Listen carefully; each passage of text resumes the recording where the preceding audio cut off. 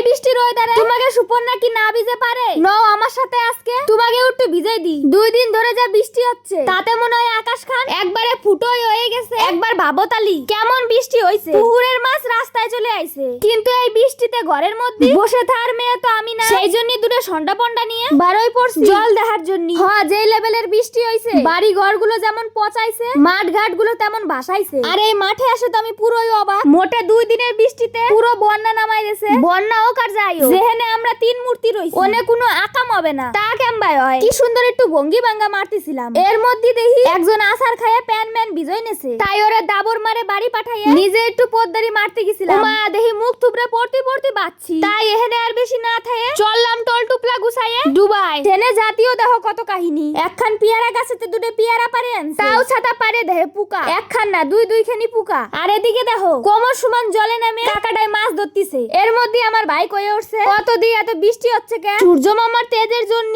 আকাশের মেঘগুলো গলে গলে পড়তিছে, সেগুলোই আমরা বৃষ্টি ভাবতিছি। হ ভাই, ভবিষ্যতে তুই সায়েন্টিস্ট হবি। আচ্ছা বন্ধুরা, রাস্তাঘাটের ব্যাঙ তো তোমরা মেলা দেখছো, কিন্তু আমার বাড়ির এই হুলো ব্যাঙটারে তোমরা কি কোথাও কখনো দেখছো? এই ব্যাঙগুলো একমাত্র বৃষ্টি হলে রাস্তায় দেখা যায়। এরপর সবকিছু ছেড়ে বাড়ি যায় একখান গাবলার মধ্যে জিরে আর কাঁচা লঙ্কা কুচোয়ে, সিদ্ধ আলু, তার মধ্যে কর্নফ্লাওয়ার দিয়ে বাড়ির যত গুঁড়ো মশলা ছিল সব ডালে দিয়ে মাখাইয়ে তেলের মধ্যে দিলেই রেডি ছাদের আলুর বড়া। তো বন্ধুরা, আমার এই ভিডিও খান তোমাদের কাছে কেমন লাগলো অবশ্যই কয়ে যাও।